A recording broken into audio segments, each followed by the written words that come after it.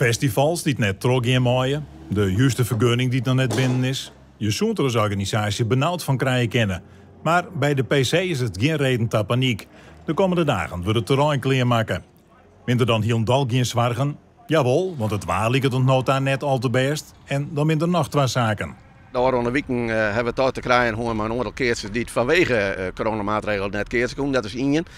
En ten tweede, waar ik nog wel over zitten is dat wel die QR-code, wat toch wel een proto probleem mee hebben. Je moet echt een QR-code hebben op het telefoon of op een stuk papier. Onder gasmatten zullen het hier net lezen. Die laat er prachtig bij. De rest van het terrein wordt opgebouwd, lik als alle oren.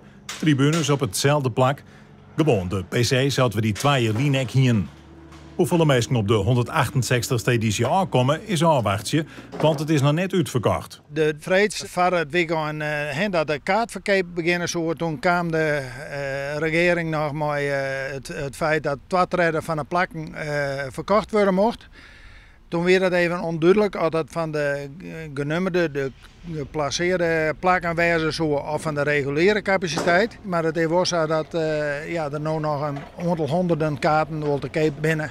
En dan is er nog een hele orenkwestie. De oorsdags wel conservatieve organisatie had deze Rijnbouwvlaggen ophong. Wij hebben toch het gevoel met elkaar van wij moeten dat een liedstatement in maken. Net om nou de moralistische hoed op te zetten.